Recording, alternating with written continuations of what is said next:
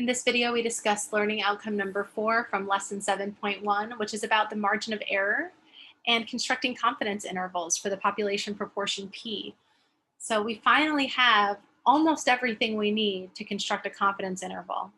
And the last piece of information we need is the margin of error. So we're going to talk about that first, and then we're going to talk about confidence intervals and how to compute them, and then we're going to revisit how to interpret them. Now, remember, whenever you're talking about estimating a population proportion P, we're always thinking about that sampling distribution of the sample proportions P hat. P hat, that's our sample proportion, is an estimator of that population proportion P. And it turns out that the sampling distribution of P hat has a mean that is equal to the population proportion. And that's exactly what we want. We want P hat to target P. P hat is supposed to be an estimator of P. We want it to be a good estimator. One of the ways that we say it's a good estimator is we say it's a good estimator because it's an unbiased estimator. The expected value of that sample proportion P, which is, or the sample proportion P hat, is exactly what we want it to be. It's the population proportion. Now, we also said before that the sampling distribution of sample proportions is normal distribution. It tends to be a non-standard normal distribution with a mean equal to the population proportion.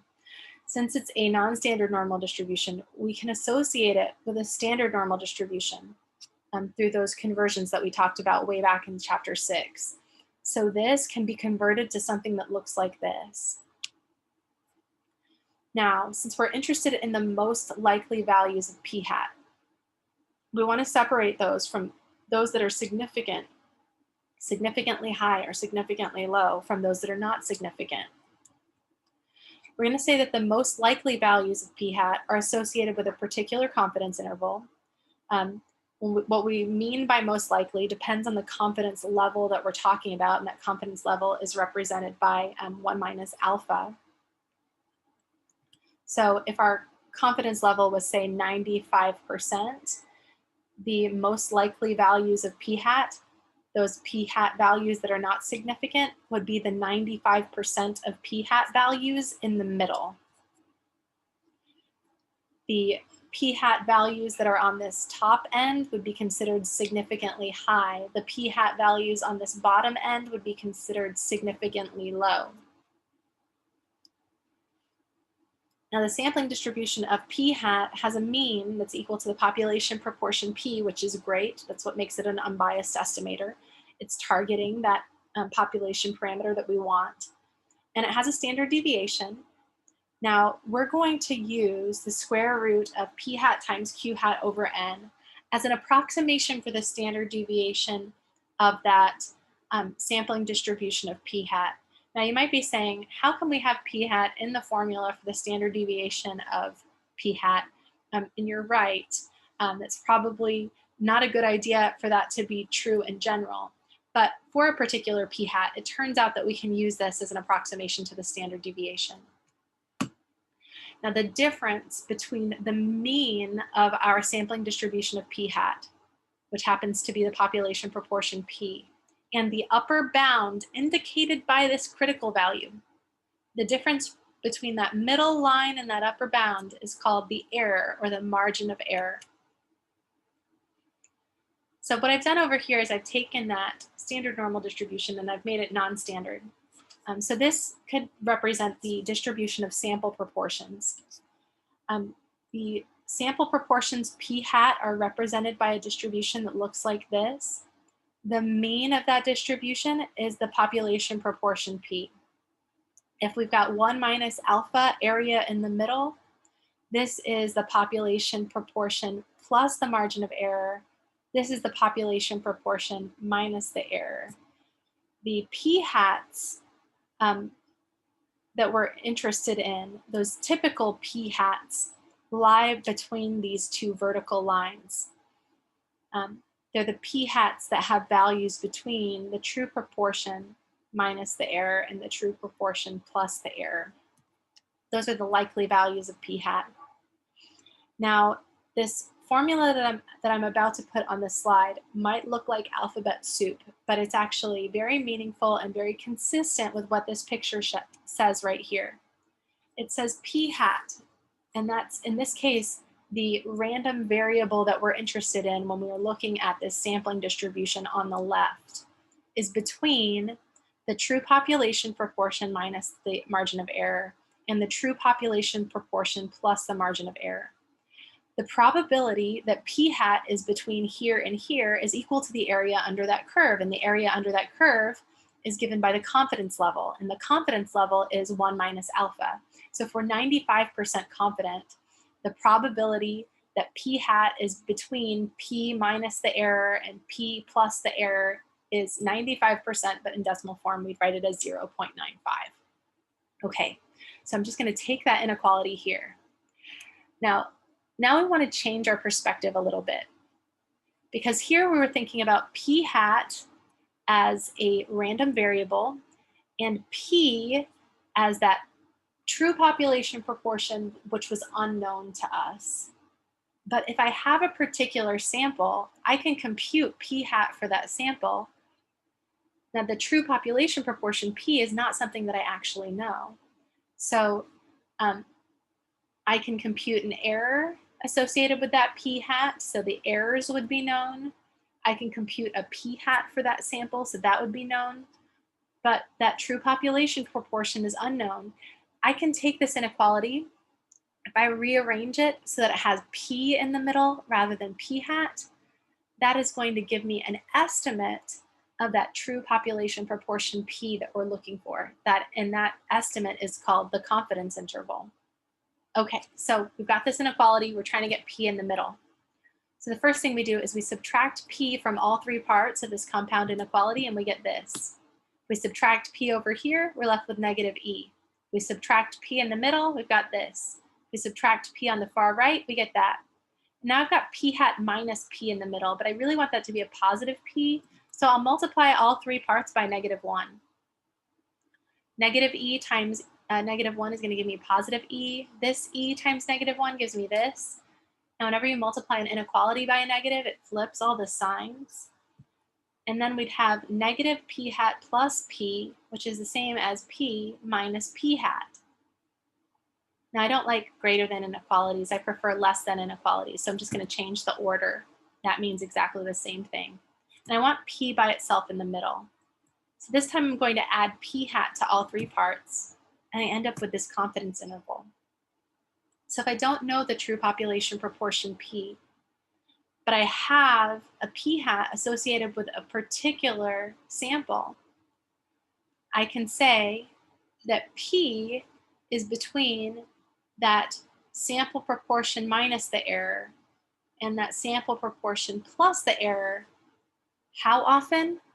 1 minus alpha times 100% of the time. So if we're talking about a 95% confidence interval, we're going to say that the true population proportion is between this number and this number 95% of the time. And if you're saying, what do you mean 95% of the time?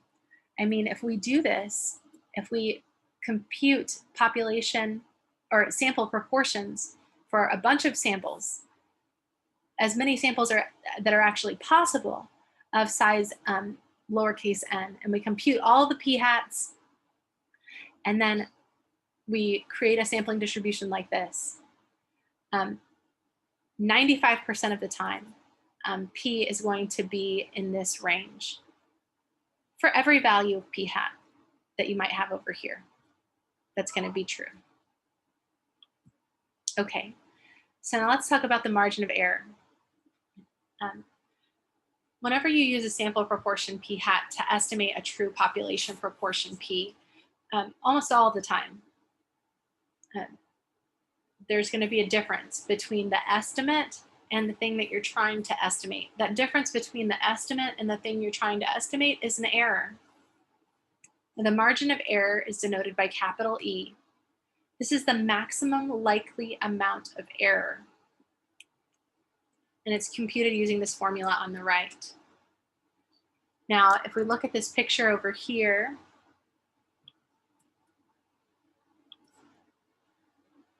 we see that the error is the difference between that mean of the p hats, which is equal to p, and this upper bound right here. So that's the maximum error. Maximum likely amount of error. Now that upper bound was z sub alpha over 2 standard deviations above that mean. If the square root of p hat times q hat over n is an approximation of that standard deviation, this is going to be that number of standard deviations times the standard deviation, and that gives us the margin of error, which is the maximum likely amount of error. Now this is specified for a given confidence level and a given sample size. So when I know that I want to be 95% confident that P lies in that range, or 99% confident that P lies in that range, or 90% confident that P lies in that range, well, all of those choices are going to affect my Z sub alpha over 2. The confidence level affects that critical Z value, that critical value of Z. Now the error is also specified for a given sample size. So if n equals 1,000, that's going to affect the error. If n equals 2,000, that error is going to be smaller because we'll have a larger number in the denominator here. So this is going to depend on the confidence level, the sample size, and the particular sample that gave you the p hat and q hat that you are computing up here. Now, this goes back to that graph that I was showing you before and those inequalities we were looking at. The way we interpret this is that there is a 1 minus alpha probability that the difference between P, the thing we're trying to estimate, and P hat, the thing we're estimating with, is E or less. So this P minus P hat in absolute value, that's error. And what this is saying is that the error is less than or equal to E, which is the maximum amount of error. And then when you take this P and you put it around that, what you're saying is the probability that the error is less than or equal to this maximum amount of error E is equal to 1 minus alpha. Sometimes this is called the maximum error of the estimate because the error of the estimate is this absolute value of P minus P hat. P hat is the estimate of P. The error is the absolute value of P minus P hat. The maximum that can be when we have a 1 minus alpha confidence level is capital E, the margin of error. And again, it's computed by taking the critical value, which is the number of standard deviations above the mean, and multiplying it by an approximation of the standard deviation, the square root of P hat times Q hat over N. Now, if all of those details were a little bit fuzzy for you, don't worry about it.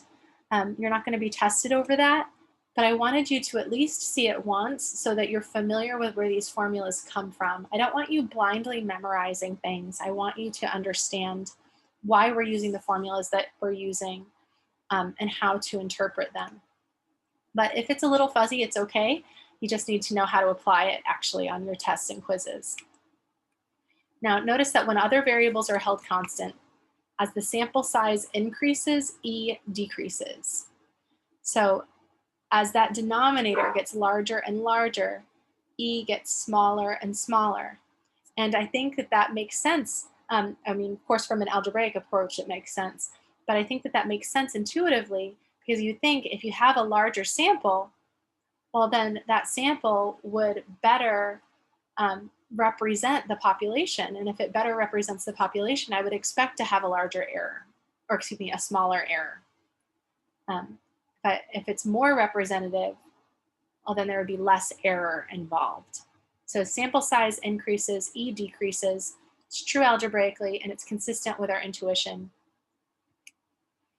And then also I want you to notice that if all other variables are held constant, the level of confidence increases, or as the level of confidence increases, Z sub alpha over 2 increases. So if we're talking about a 90% confidence interval, that's so wide. If we have a 95% confidence interval that's wider, 99% is even wider. And as that confidence, that that interval gets wider and wider as we're taking more and more area in the middle, that z sub alpha over 2, it's going to increase. It's going to go farther to the right. So as the confidence level increases, z sub alpha over 2 increases, and if z sub alpha over 2 increases, the error is going to increase.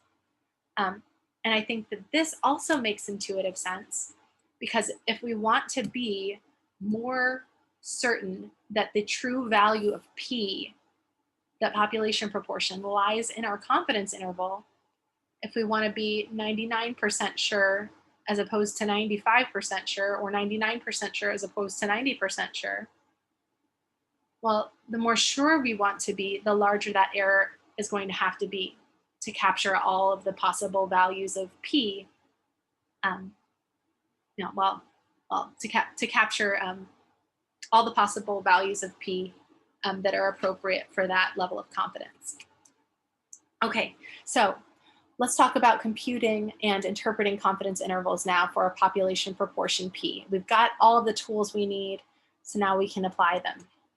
So here's some notation. We've looked at this before. I just want to remind you, P represents the population proportion. That's what we're trying to estimate. P hat is a sample proportion.